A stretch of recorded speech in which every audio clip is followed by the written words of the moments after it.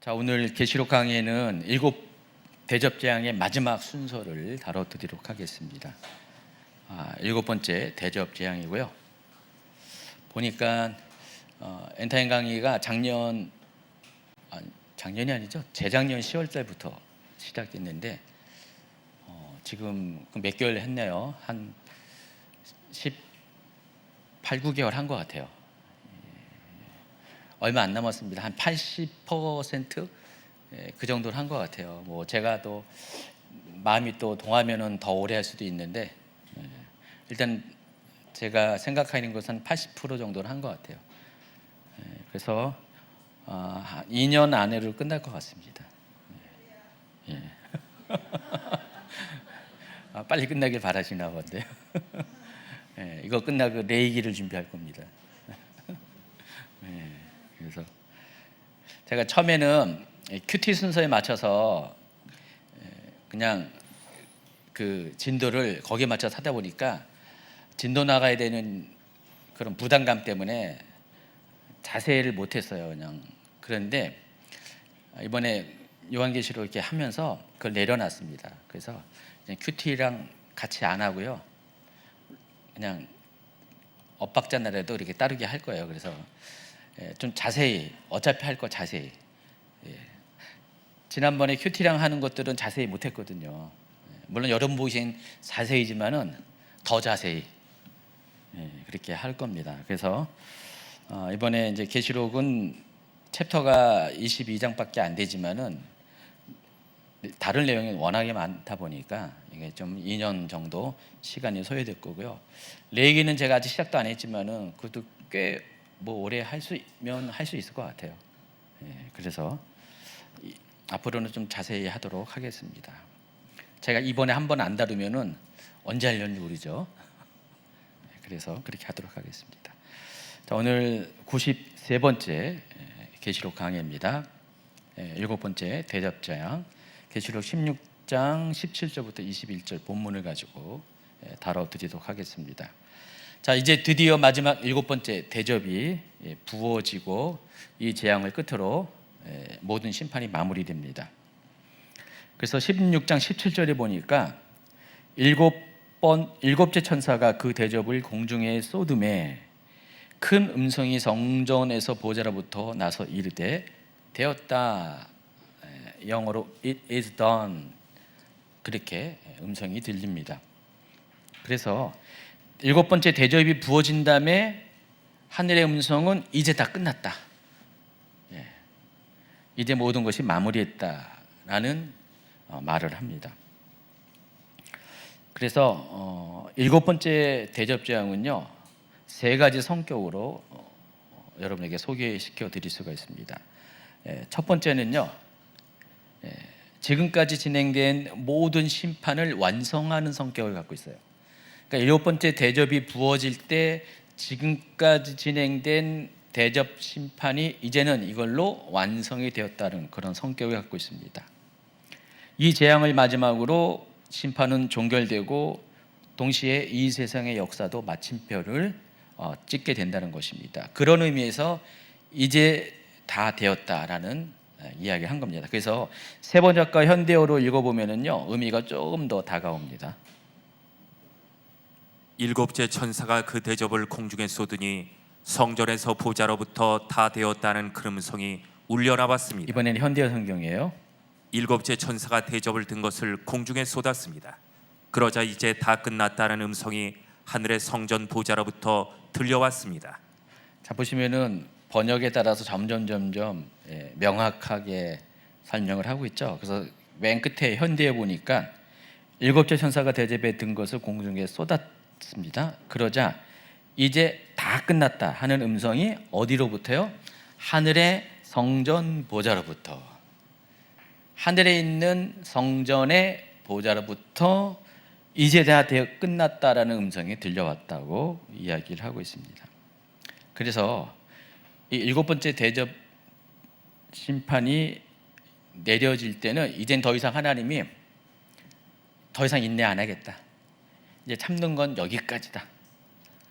그런 의미를 갖고 있는 거예요.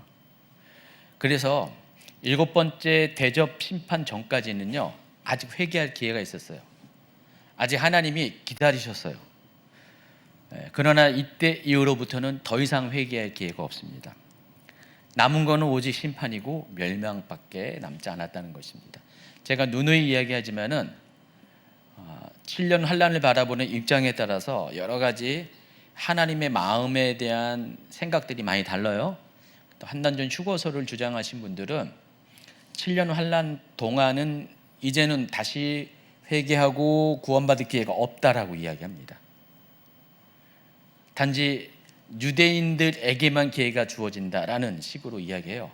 왜냐면은 남은 자들은 남은 자지만은 그 전에 전부 다 휴거받을 사람들은 다 휴거를 받았기 때문에 이제는 심판만 남았다라고 이렇게 이야기를 하고 있습니다. 그런데 성경을 보면은요, 그런 얘기가 없어요. 다 하나님께서 기다리고 계세요. 끝까지 기회를 주세요. 여전히 그럼에도 불구하고 기회를 줍니다. 심지어 그 후 3년 반 42개월 동안 적그리스도의 통치 기간 안에서도 남아있는 자들에게도 기회를 주시면은 회개하지 아니하는 자들, 불신자들에게도 하나님은 여전히 계속해서 기회를 주고 계심을 알 수가 있습니다. 그런데 그럼에도 불구하고 그 하나님의 요청을 거부하는 사람도 여전히 거부합니다. 그 밀당이 계속해서 이어지고 있었어요. 그런데 이제 일곱 번째 대접이 부어지면은 더 이상 그런 밀당이 없다는 것입니다. 이제는 완전히 끝이라는 거예요. 더 이상 기회가 없다라는 것입니다. 그와 같은 성격을 갖고 있고요. 일곱 번째 대접 재앙은요. 두 번째는 이제는 심판이 완결된 것이기 때문에 이전까지는 심판이 어떤 식으로 진행됐습니까? 일곱 인해 재앙에서는 4분의 1의 범위, 강도에 걸쳐서 타격을 받았죠. 일곱 나팔 재앙에서는 3분의 1입니다. 근데 일곱 대접 재앙에서는 everything, 모든 것이에요. 그런데 앞에 여섯 번째 재앙까지는요, 어떤 식으로 재앙이 진행됐냐면은 인간을 멸망시키는 그런 수준이 아니라 인간의 생존을 위태롭게 하는 인간의 생존을 도와주는 주변의 환경들을 먼저 심판을 하십니다. 그래서 바다를 하나님이 더 이상 인간이 거기서 영향을 받지 못하도록, 유익을 받지 못하도록 바다의 모든 것들을 죽게 하고 파괴시키고요. 그 다음에 민물에 관한 것, 해, 이런 인간 생존에 막대한 영향을 끼치고 있는 아주 중요한 환경들을 전부 다 파괴시켜 버립니다. 또 인간에게는 물론 종기 재앙도 있어요. 또 다섯 번째 재앙에서는 적그리스도 왕자에 대한 심판도 있었습니다. 그러나 남아있는 자들의 생명을 직접적으로 가하는 수준까지는 안 했었어요. 근데 일곱 번째 대접 재앙에서는 이제는 이제 한 가지 남은 사람의 생명까지도 하나님께서 건드리시는 그와 같은 심판을 행하신다는 것입니다. 그래서 이 범위에 있어서 일곱 번째 대접 재앙은요, 전 지구적인 재앙이 된다는 것입니다.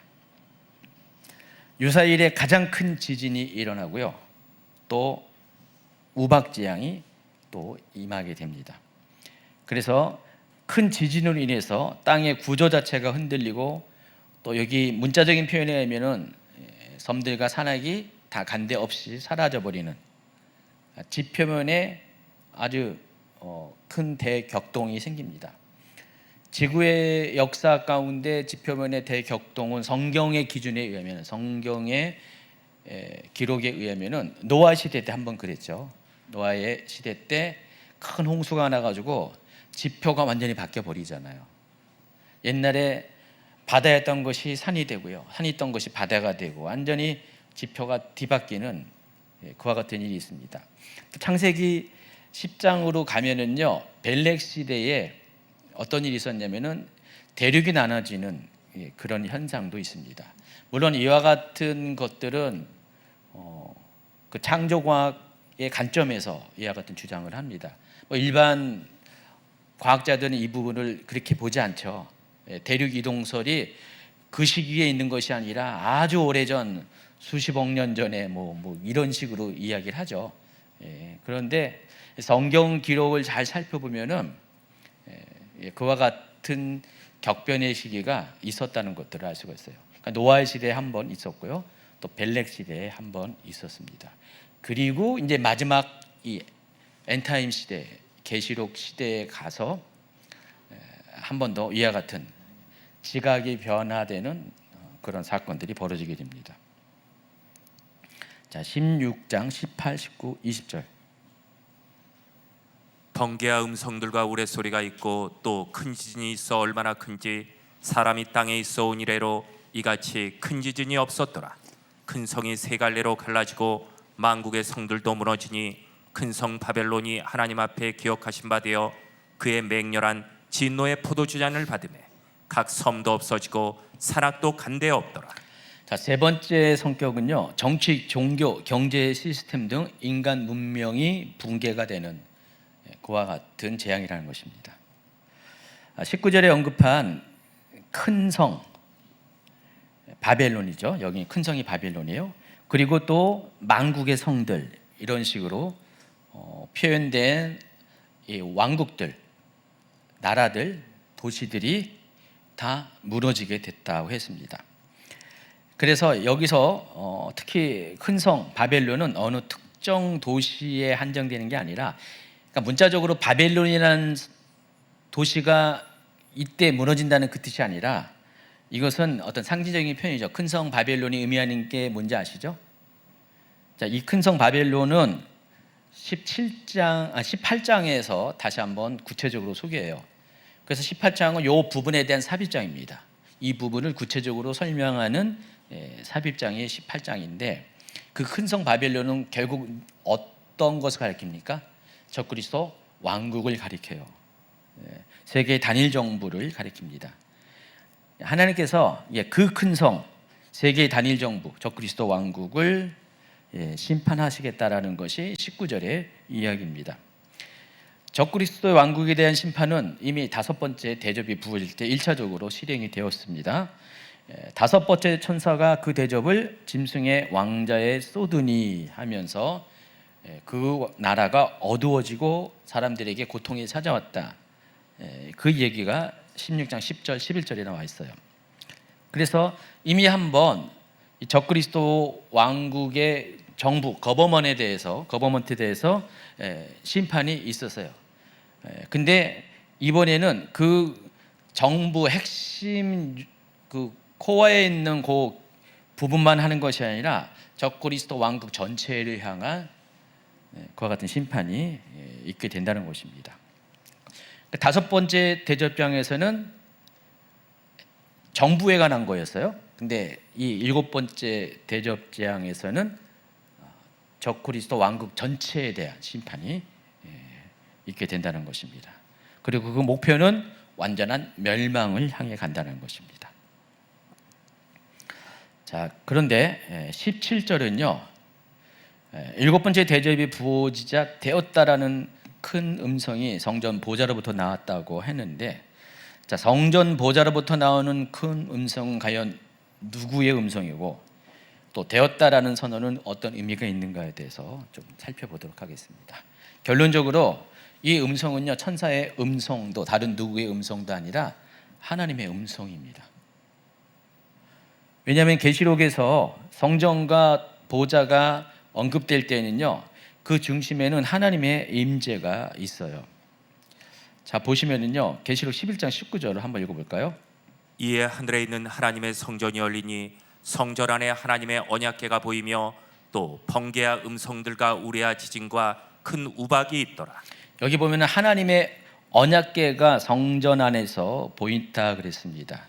자, 근데 이 하나님의 언약궤가 의미하는 것은요, 하나님의 보좌를 가리킵니다. 그러면 계시록에서 언약궤는 요 11장 19절 한 군데에서만 나와요. 여러분 기억하실 겁니다. 계시록 4장에 보면은 하나님 보좌 앞에 펼쳐진 광경이 설명이 되어 있죠. 일단은 하나님의 보좌가 있어요. 하나님이 그 보좌에 앉아 계시고요. 그 앞에 뭐가 있습니까? 네 생물이 있죠. 또 하나님의 일곱 영이 있고요. 그리고 둘러싼 주변에 24 장로들이 있고요. 좀 더 동심원을 넓히면은 수많은 천군 천사가 있을 것이고요. 그리고 그 앞에 뭐가 있어요? 제단도 있고요. 또 수정과 같은 유리바다도 있다고 했습니다.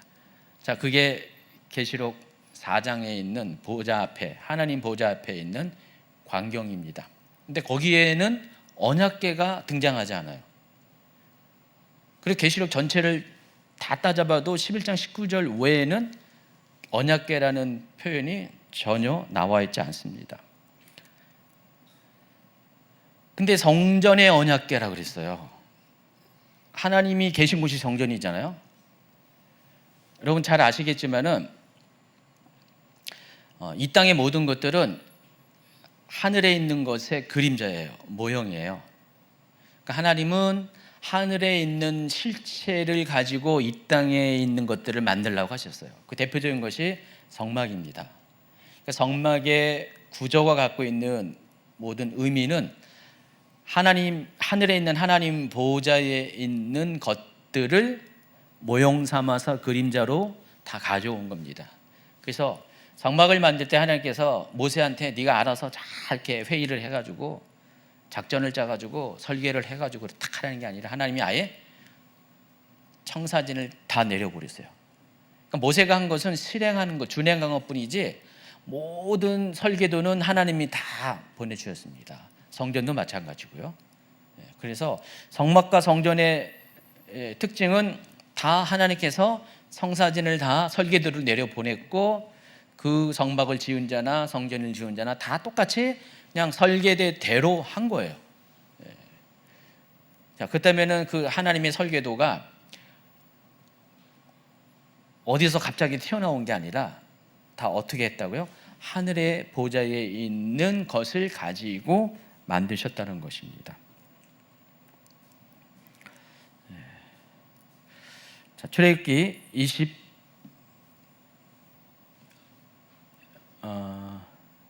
제가 그 부분은 따로 안 했구나. 그래요. 자, 그런 어떤 사전적인 지식 하에서 그러면 언약궤도 하늘 보좌에 있는 것을 모델 삼아서 이 땅에 만든 거라고 우리가 추정할 수가 있어요. 그래서 언약궤도 4장에는 비록 계시록 4장에는 소개되지 않았지만 미처 소개되지 않았지만은 이 11장 19절에서 처음 소개하지만은 원래 언약궤도 하나님 보좌에 있었다는 것입니다. 그럼 어디에 있었냐 언약궤가? 이게 중요한 겁니다. 여러분 보시기에 언약궤가 어디 있었을 것 같아요? 근데 이것을 아는 게 그리 어렵지 않습니다. 제가 말씀드린 것처럼 이 성막의 모든 구조는 하나님 보좌에 있는 것들을 그대로 갖고 온 거라고 그랬습니다. 이 지상의 상황과 형편에 맞춰서 한 거예요. 자, 그런데 이 언약궤의 기능이 뭐예요? 언약궤 안에 뭘 집어넣죠? 십계명을 기록한 두 돌판을 집어넣습니다. 돌판 외에는 언약궤에 아무것도 다른 거 들어가지 않습니다. 만나를 담은 항아리와 아론의 쌍난 지팡이는 그 앞에 언약궤 앞에 놓여져 있고요. 언약궤 안에는 두 돌판만 집어넣습니다. 근데 언약궤는 뚜껑이 없어요. 위에가 오픈된 구조로 되어 있습니다. 그래서 하나님께서 그 언약궤를 덮는 뚜껑을 만들라고 했습니다. 그 뚜껑에는 양쪽에 두 그룹 천사가 조각되어 있습니다. 그리고 하나님께서 이 뚜껑을 가리켜서 뭐라고 불렀냐면은 속죄소, 죄를 용서하는 장소다. 죄를 누가 용서해요? 하나님이 용서하잖아요. 그럼 하나님이 죄를 용서한다면 속죄소는 바로 하나님이 계셔야 되잖아요. 하나님이 속죄소 안에 계셔야 돼요. 그래서 이 속죄소를 가리켜서 다른 말로 뭐라고 하면은 궁율의 자리라고 합니다. 또 시은소 해가지고 베푸시에다가 은혜의 은자예요. 그러니까 은혜를 베푸는 장소. 뭐 영어로는 mercy라고 부르기도 하고요. 그래서 이 속죄소의 뚜껑, 그러니까 언약궤 뚜껑에 해당하는 속죄소에서 하나님께서 거기 자정하시면서 그곳에서 긍휼을 베푸시고 은혜를 베푸신다라는 것입니다.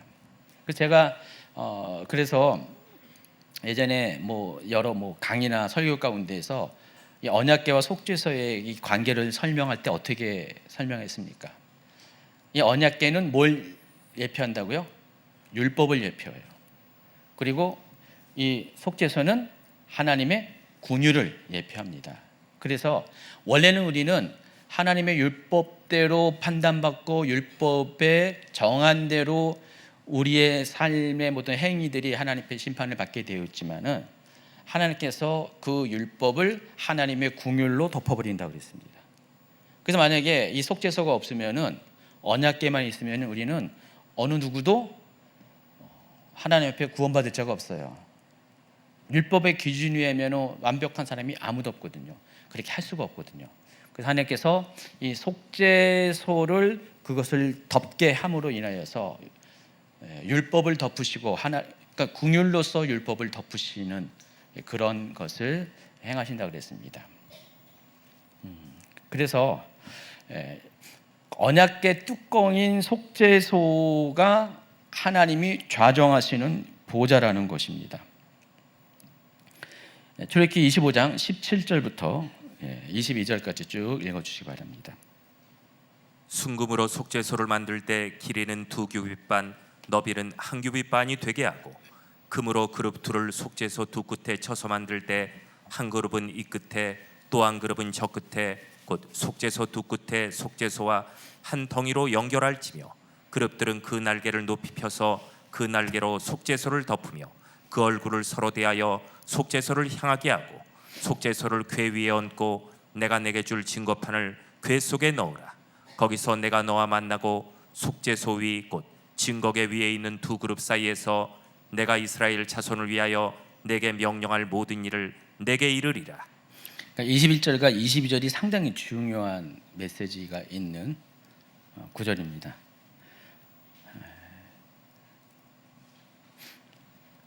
그래서 이 속죄소에서, 그러니까 속죄소 위에서 곧 증거궤 위에 있는 두 그룹 사이에, 그러니까 속죄소는 증거궤를 덮는 뚜껑이라고 했어요.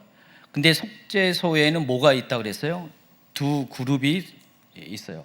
그래서 하나님께서 저렇게 모양대로 두 그룹 사이에서 좌정하신다고 그랬어요. 거기에 계신다고 그랬습니다. 그리고 거기서 모세를 만난다고 그랬어요. 그리고 이스라엘 백성이 행할 바를 모세를 통해서 다 가르쳐 알게 한다고 그랬어요. 그래서 출애굽기 상황을 보면은 모세가 하나님의 지시하심을 들을 때 어디로 갑니까? 저 속죄소로 갑니다. 대제사장은요, 아론은요, 1년에 한 번 대속죄일에만 저 속죄소가 있는 지성소로 들어갈 수가 있어요. 근데 거기에는 구체적으로 언급되지 않지만은 그러나 상황적으로 보면 모세는요 수시로 들어갈 수 있다는 사실을 알 수가 있습니다. 그렇죠? 모세는 수시로 하나님의 지시하심을 들으러 거기를 출입할 수밖에 없었어요. 대단한 거죠. 예. 그래서 언약궤 위에 속죄소는 하나님께서 임재하시는 자리, 왕이신 하나님께서 앉아 계시는 보좌의 역할을 합니다. 예.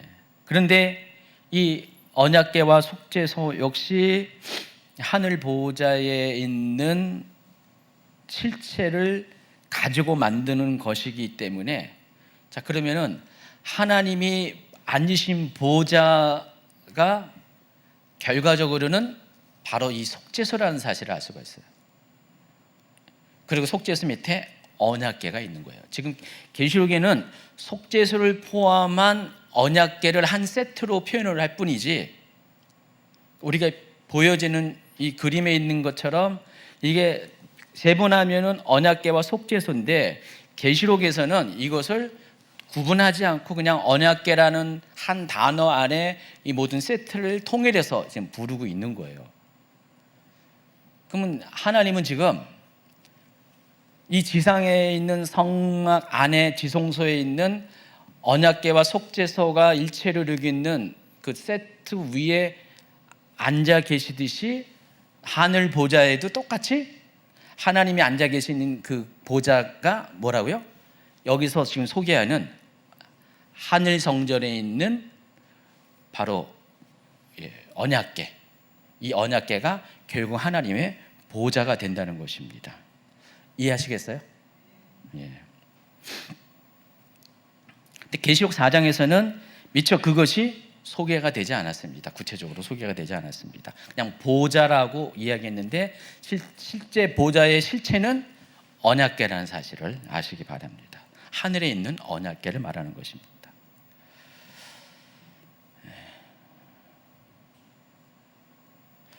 그와 같은 것을 근거로 16장 17절에 나와 있는 하늘 성전 보좌로부터 나오는 이 큰 음성은 누구의 음성이라고요? 하나님의 음성이라는 것을 알 수가 있습니다. 그 음성이, 하나님의 음성이 하신 말씀이 이제 모든 것이 다 끝났다라는 것입니다. 하나님이 직접 이제는 이제 모든 상황이 종결됐다고 선언을 하신다는 것입니다. 그렇기 때문에 이 마지막 심판은 시작하신 분도 하나님이시고 끝내신 분도 하나님이라는 사실을 아시기 바랍니다. 자, 7번째 대접이 어떻게 진행되는지를 또 구체적으로 소개를 하겠습니다. 7 대접 재앙은 다른 재앙들과 비교해서 한 가지 특이점이 있어요. 7째 천사가 그 대접을 공중에 쏟았다 그랬습니다. 공중에 쏟았다 그랬습니다. 이 공중이 의미하는 것이 신약 성경의 세계관에서는요. 에베소서 2장 2절을 볼까요? 그때 너희는 그 가운데서 행하여 이 세상 풍조를 따르고 공중의 권세 잡은 자를 따랐으니 곧 지금 불순종의 아들들 가운데서 역사하는 영이라. 공중, 여기서 말하는 이 공중은요, 시브리적 세계관에 의하면은 두 번째 하늘을 의미합니다. 유대인들은요, 하늘이 세 가지가 있다 그랬어요. 우리가 느끼는 이 물리적인 하늘, 우주 공간을 포함한 하늘이 있고요. 세 번째 하늘은 하나님이 계신 곳, 천국을 말하고요. 그 두 번째 하늘이 바로 이 사탄이 장악한 그 공간입니다. 그게 바로 공중이라는 거예요. 공중. 사탄에게는요, 이 이층천에 대한 권세를 하나님이 주셨어요. 그래서 사탄은 그 이층천에서 3층천도 가고 1층천인 이 물리적인 우주 하늘을 왔다 갔다 하고 있습니다. 근데 그 영역에, 바로 사탄이 거주하는 그 영역에 쏟아졌다라는 것입니다. 그래서 이제는 하나님께서 마지막 심판이기 때문에 이 땅뿐만 아니라 하늘을 제외한, 하나님이 계신 그 하늘을 제외하는 모든 곳에 대한 심판을 실행하신다는 것을 알 수가 있습니다. 계시록 16장 18절에는요, 하나님의 임재가 있을 때 나타나는 몇 가지 현상들이 중복되어서 소개가 되고 있습니다. 18절. 번개와 음성들과 우레소리가 있고 또 큰 지진이 있어 얼마나 큰지 사람이 땅에 있어 온 이래로 이같이 큰 지진이 없었더라. 17절에는 성전의 보좌를 소개를 하고요. 그리고 18절에는 곧바로 번개와 음성들과 우레소리, 큰 지진을 이야기하고 있습니다. 실제로 하나님 보좌로부터 번개가 있었고 음성도 있었고 우레소리가 있고 큰 지진이 있었다는 겁니다. 자, 이 것들은요, 계시록에도 다른 곳에도 몇 번 더 나오는데, 이와 같은 현상들이, 이게 물리적인 현상이지만은 실제로 문자 그대로 물리적인 현상이 일어나면서 이런 일이 일어날 때 특징은 하나님이 바로 그 장소에 임재할 때 그와 같은 현상들이 나타난다는 것입니다. 그래서 계시록 4장 5절, 보좌로부터 번개와 음성과 우레소리가 나고 여기까지요. 자 보세요. 보좌로부터 번개와 음성과 우레소리가 나타나고 있어요. 그러니까 보좌와 같이 가는 것이 하나님의 임재가 있을 때 나타나는 이와 같은 현상들, 번개, 음성, 우레소리. 방금 우리가 16장 18절 오늘 본문에 보면은 번개와 음성들과 우레소리가 있다고 했잖아요. 같은 얘기를 하고 있죠.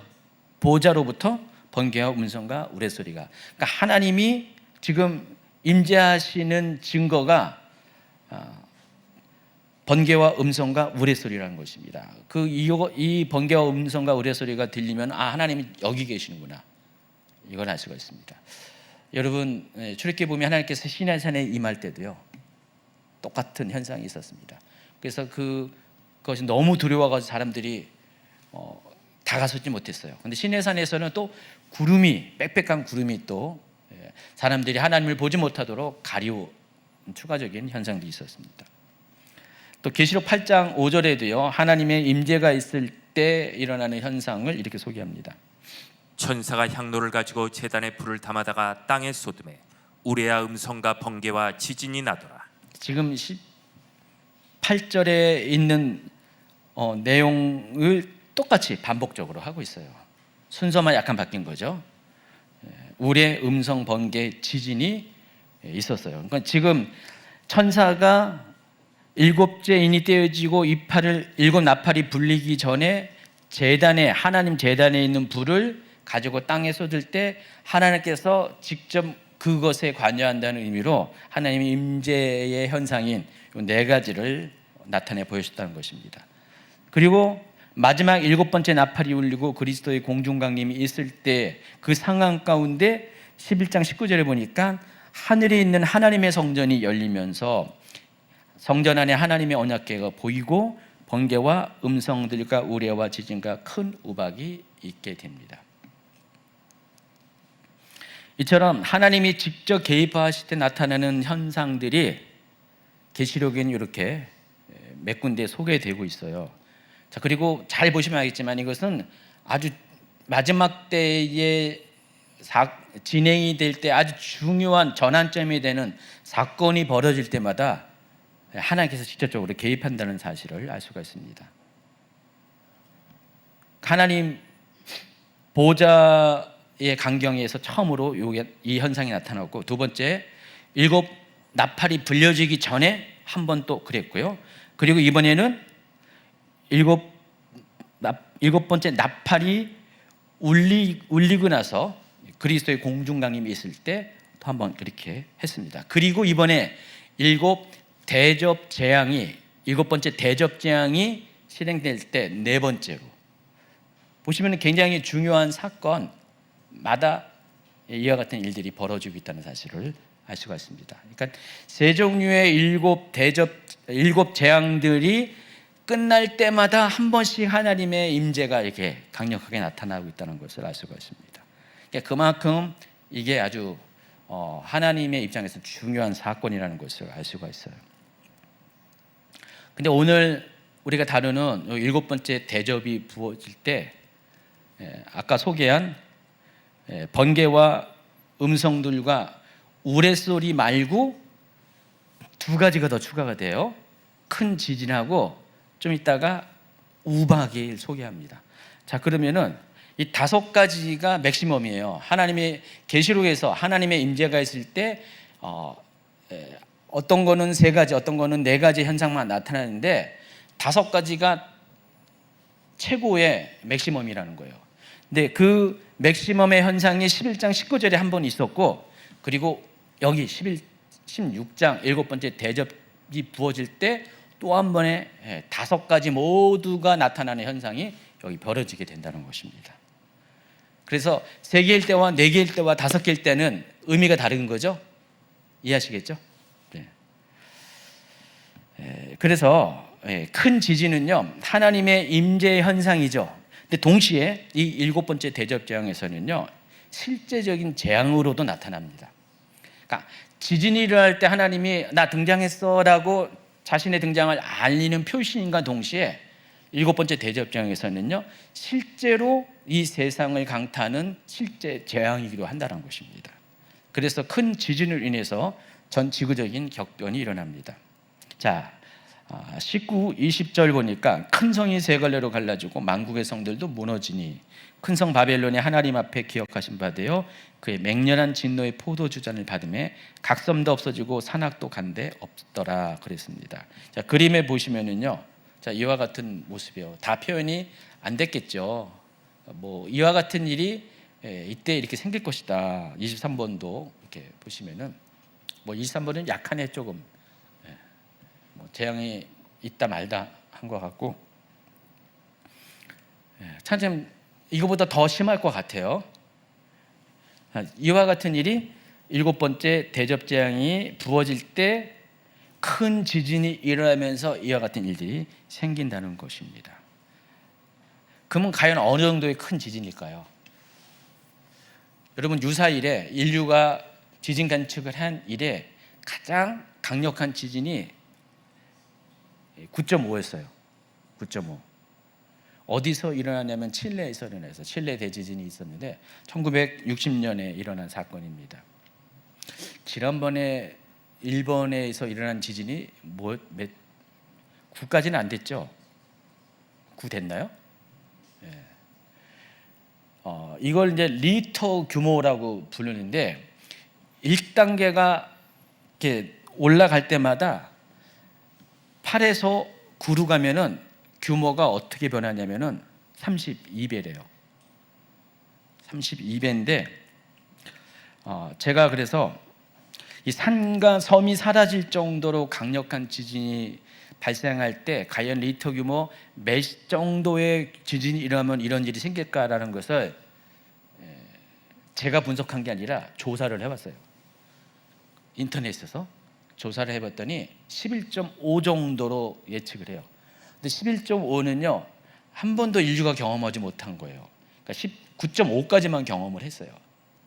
근데 마지막 요 7번째 대접재앙 때는 최소한 11.5 이상의 강력한 지진이 벌어진다는 것입니다. 그래서 9.5와 11.5의 차이를 분석했더니 아까 리터 규모 1이 증가될 때마다 32배라고 했잖아요. 그러면 9.5에서 10.5로 바뀌면 어떻게 해요? 32배의 에너지로 큰 지진이 일어납니다.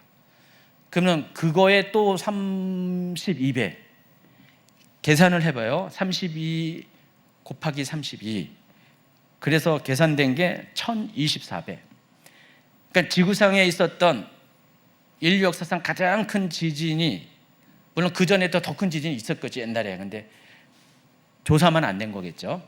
근데 인류가 관측한 가장 최고의 강도의 지진이 9.5인데 그거보다 무려 약 1000배 이상의 강력한 지진이 7번째 대접재앙이 부어질 때 일어나게 된다는 것입니다. 그 결과 완전히 각 섬과 산도 다 온데간데 없게 완전히 파괴가 된다는 것입니다. 그러니까 지표 자체가 완전히 제대로 되지 않는다는 것입니다. 혹시 그 광경이 너무 스펙테이컬해가지고 보고 싶다라고 생각하는 분들은 용기 있게 남아 계시기 바랍니다. 그냥 만약에 거기 여러분 계시면 어떻게 할까요? 그 광경.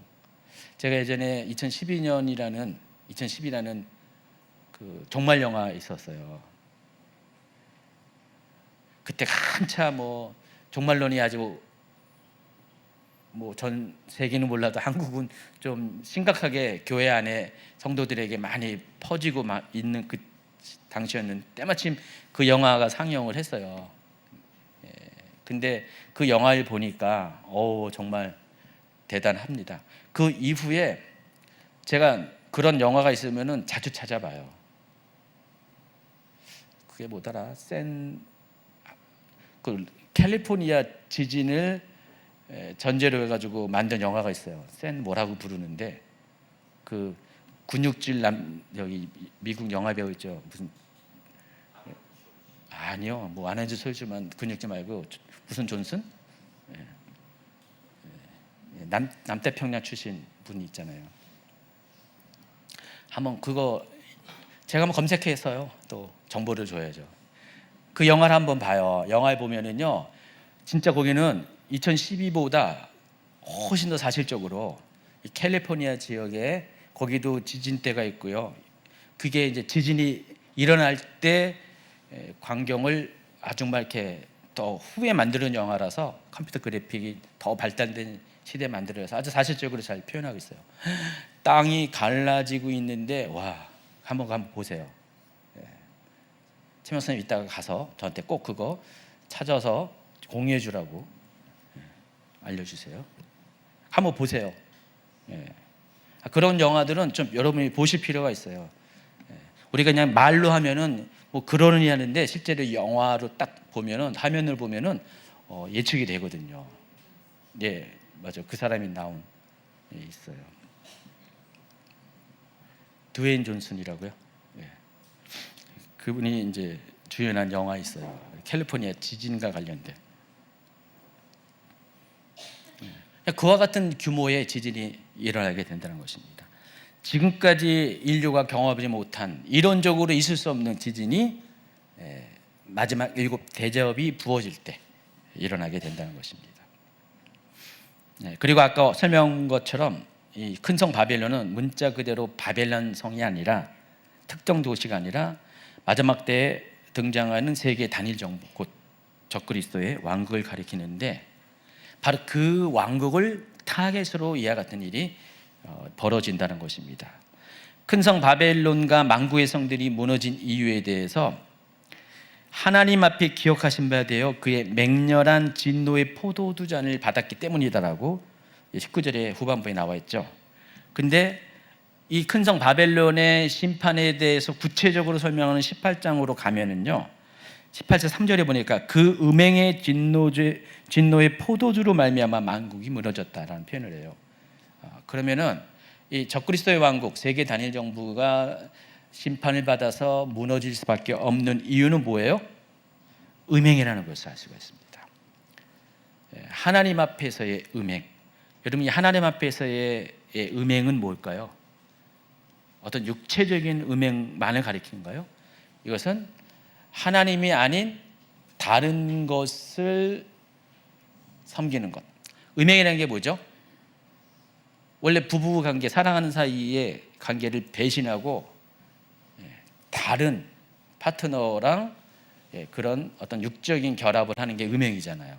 바로 그와 같이 하나님이 아닌 사탄과 결합해가지고 사탄과 교제하면서 친밀해지면서 하나님을 배신하는 그와 같은 행동을 한 바로 그 행동, 그것에 대한 심판이라는 것입니다.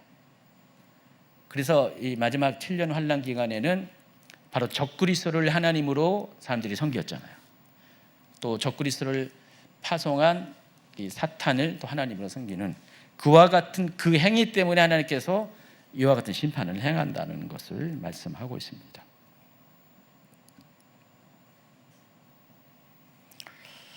자, 그리고 992페이지로 넘어갑니다. 7번째 대접재앙에는요, 큰 지진에 의해 추가적으로 우박으로 인한 재난도 소개합니다. 21절 읽어주시기 바랍니다. 또 무게가 한 달란트나 되는 큰 우박이 하늘로부터 사람들에게 내리매 사람들이 그 우박의 재앙 때문에 하나님을 비방하니 그 재앙이 심히 크미로라. 아까도 말씀드린 것처럼 하나님의 임재가 있을 때 5가지의 세트가 등장한다고 그랬어요. 번개, 음성, 우레, 지진, 큰 우박. 11장 19절에 한 번 이 현상이 다 토탈로 일어났어요. 그리고 이때는 7번째 나팔이 불려지고 그리스도의 공중강림이 있을 때요. 자, 그런데 지금 여기 한 번 더 5가지가 다 등장하게 됩니다. 그리고 이 일이 있은 다음에 어떤 일이 있죠? 그리스도의 재림이 있어요. 그러니까 그리스도의 공중강림과 그리스도의 지상 재림에 앞서서 이 5가지가 다 등장한다는 것을 알 수가 있어요. 5가지가 다 등장하는 것은 그만큼 중요한 사건이라는 것을 시사를 하고 있습니다. 그래서 우박 또한 지진과 마찬가지로 하나님이 임재할 때 나타나는 임재의 현상이에요. 근데 여기 마지막 7 대접장에서는 지진과 마찬가지로 이것은 임재 현상과 동시에 어떤 거냐? 실제적인 재앙이기도 한다는 것입니다. 무게가 무려 한 달란트의 우박이 하늘로부터 내린다고 그랬어요. 자, 그래서 제가 이렇게 한 달란트의 우박이 내릴 때 어느 정도 충격과 피해가 있는지를 조사해 봤어요.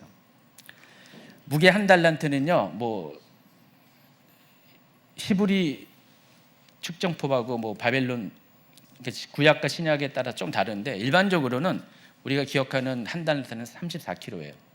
금 한 달란트면 34kg를 가리킵니다. 참고로 골프공 크기의 우박이 내리면 굉장히 사람들이 아주 큰 우박이 왔다고 했잖아요. 그 우박이 무게가 100g에서 200g이래요. 근데 34kg면은 얼마나 강력합니까? 그래서 제가 이것을 사이즈로 한번 재봤어요. 계산을 해봤어요. 제가 계산한 게 아니고 AI한테 부탁을 해봤죠. 그랬더니 우박이 만약에 물과 같은 밀도로 구성되어 있다면, 그 전제하에 그 크기는 직경이 42cm 정도 될 거라. 지름이 42cm. 골프공 지름이 4.3이에요. 그러면은 몇이에요? 10배의 크기인가요? 여러분, 농구공의 지름이 24cm래요. 농구공보다 거의 2배 가까운 지름. 농구공이 한 이 정도 되면은 여기서 한 달란트의 무게에 해당하는 우박의 사이즈는 한 이 정도 돼요. 요 강대상만 할까? 이 정도. 지름이 아니라 직경. 그러면 이만한, 지금 28번 그림에 있는 한 요 정도 사이즈가 되는 거죠. 바로 전 그림 보여주세요. 저 사람이 있는 저런 우박이 떨어지는 거예요. 그래서 이 34kg의 우박이 하늘로부터 떨어질 때 이 지표면에 도착할 때 속도를 계산해 봤더니 시속 한 344km, 고속철도보다 빠른 속도로. 여러분, 그 에너지라는 것은 뭐에 비례합니까? 무게와 속도에 비례하잖아요. 이렇게 많은 큰 무게가 344km의 속도로 탁 떨어지면은요, 고속철도가 슉 지나가는데, 여러분 고속철도 앞에 딱 이러고 있어요. 머리를 딱 대고. 어떻게 될까요? 그냥 나만 압니까? 그 정도의 속도로 올 때 이 지표면에 있는 구조물 같은 경우들은 이미 한번 지진을 통해서 다 지각을 통해서 막 파괴가 됐는데, 남아있는 것도 완전히 다 부셔지게 될 거고요. 만약에 사람이 거기 있다 그러면은 맞는 즉시 다 온몸이 부서지게 될 것 같습니다. 얼마 전에도 중국인가 어딘가 그냥 골프공만한 우박이 떨어져 가지고 난리가 났는데, 정말 이렇게 상상도 못할 우박이 이때 쏟아지게 된다는 것입니다. 지금 상황 가운데서는 우리가 경험하지 못했어요. 설마 이런 일이 생길까? 그런데 이때는, 마지막 때는 하나님이 초자연적으로 이와 같은 일들을 허락하신다는 것입니다. 자, 근데 여기서 한 가지 의문점이 생겨요. 뭔 의문점이냐면은, 7번째 대접장은 그 내용을 보면은 지각이 다 완전 파괴되고 또 큰 우박을 통해서 큰 피해가 있으면은 과연 모든 인류가 남아 있을까? 다 죽었을 것 같지 생각이 안 됩니까? 근데 19장에서 소개하는 그리스도 재림 이후에 펼쳐지는 아마겟돈 전쟁에는 하늘의 군대와 맞서 싸우는 사람들이 있어요. 그럼 좀 안 맞잖아요. 이때 탁 멸망을 할 수밖에 없는 상황인데, 그토록 심각한 재난인데, 큰 지진과 11.5 리터 규모 11.5의 지진과 42cm 크기의 34kg의 우박이 떨어지면은 뭐 세상이 다 끝났다고 볼 수밖에 없잖아요. 근데 19장에는 그 이후에 펼쳐지는 아마겟돈 전쟁 가운데서는 또 전쟁이 대상자가 있어요. 상대편이 있어요. 그리스도의 군대와 맞서 싸우는 이 지상의 군대가 있다는 것을 알 수가 있어요. 그것이 과연 그럼 아마겟돈 전쟁이 가능한가? 잘 살펴보니까 16장 21절에 보니까 마지막 재앙이 큰 우박 재앙이죠. 하늘부터 사람들에게 내림에 사람들이 그 우박의 재앙 때문에 하나님을 비방하니. 죽으면 비방할 틈도 없었죠. 근데 남겨진 자들이 있다라는 사실을 알 수가 있습니다. 어떤 방식으로든지 남겨진 자들이 있어요. 뭐 지하에 숨었는지 뭐 어떤 방식이든지 남겨진 자들이 있다라는 것입니다. 이것을 통해서 알 수 있는 것은 많은 피해가 있겠지만은 그래도 전 인류가 완전히 멸망한 것은 아니라는 사실을 추측할 수가 있어요. 그러니까 일곱 대접 재앙의 결과 비록 세상 문명은 파괴되었어요. 거의 다 파괴되었고 거의 다 심판을 받았지만은 아직 남은 게 사람에 대한 심판은 완결되지 않았다는 사실을 알 수가 있습니다. 그리고 그들에 대한 심판은 아무했던 전쟁이 일어나야 비로소 맞춰지게 된다는 것입니다. 우리가 이제 일곱 번째 대접이 부어질 때 완전한 심판이 이루어졌다고 생각하는데 100%는 아니라는 사실을 여러분이 기억하시기 바랍니다. 그리고 마지막 아마겟돈 전쟁에서 모든 인류가 다 죽임을 당하게 됩니다. 자, 계시록 19장 19절부터 21절.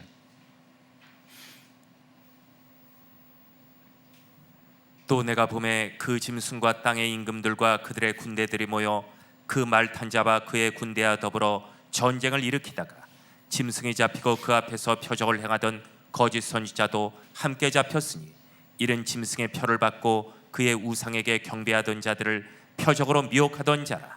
이들이 산채로 유황불 붙는 못에 던져지고 그 나머지는 말 탄 자의 입으로부터 나오는 검의 죽음에 모든 새가 그들의 살로 배불리더라. 또 여섯째 천사가 됐습니다. 19장만. 여기 보면은 이게 아마겟돈 전쟁의 결과로 이와 같이 사람들이 남겨진 자들이 죽임을 당하고 짐승 곧 적그리스도도 또 거짓 선지도 잡혀가지고 가장 궁극적인 심판의 장소에는 둘째 사망, 불붙는 유황못으로 들어가는 이야기를 하고 있습니다. 그래서 최종적인 심판은 바로 아마겟돈 전쟁 가운데 있고요. 바로 그 아마겟돈 전쟁 바로 직전까지 일어나는 일곱 대접 재앙에서는 이렇게 큰 피해를 받지만은 아직 인류에 대한 심판은 여전히 미완성된 상태로 남아 있다는 것을 아시기 바랍니다. 자, 일곱 번째 대접 재앙까지는 여기 다 설명을 했고요. 자, 그럼 이제 마무리하는 건데, 자, 그럼 일곱 번째 대접 재앙을 포함한 일곱 대접 재앙 전체는 과연 어느 시점에 일어나는가? 이것도 굉장히 중요해요. 그래서 여러분이 두 가지 가능성이 있는데, 후 3년 반 기간 동안 42개월 동안 점진적으로 일어날 가능성이 있고요. 그리고 또 한 가지는 이 일곱 대접 재앙 모두가 뒷부분에 다 몰려서 일어난다는 가능성이 있어요. 여러분 둘 중에 어떤 게 맞을 것 같아요? 저는 후자가 맞을 것 같아요. 42개월 동안 차근차근 일어나는 게 아니라 이미 하나님께서 적그리스도에게 42개월 동안 통치할 권세를 주셨기 때문에, 권세를 주시고 나서 뭐 그들을 심판할, 그거는 좀 말이 안 되잖아요. 그래서 권세를 다 누리게 해요. 그리고 그걸 통해서 하나님이 계획하신 뜻을 다 이루게 하게 하세요. 그리고 나서 이제 42개월의 시간이, 그러니까 7년의 모든 시간이 채워지는 뒷부분에, 그래서 일곱 대접 재앙은요 연속적으로 계속해서 집중적으로 일어날 것 같아요. 짧은 시간 안에 이 일들이 일어납니다. 그렇지 않으면요, 가령 두 번째 대접 재앙이 바다가 다 피가 되는, 바다가 생물이 다 죽게 되는 건데, 그것이 42개월의 초기에 일어난다고 치면은 아직 42개월의 긴 시간이 남았는데, 이 42개월 동안 과연 인류가 남아있을까? 이것 때문에 두 번째, 세 번째도 마찬가지고요. 그래서 뒷부분에 다 몰려가지고 이것이 뒷부분의 끝부분에 어느 기간이 되려는지 모르지만은 단 짧은 시간 안에 차례차례로 이 일들이 일어나게, 적어도 몇 달 안에 다 일어날 가능성이 있다라는 것을 아시기 바랍니다. 결론입니다.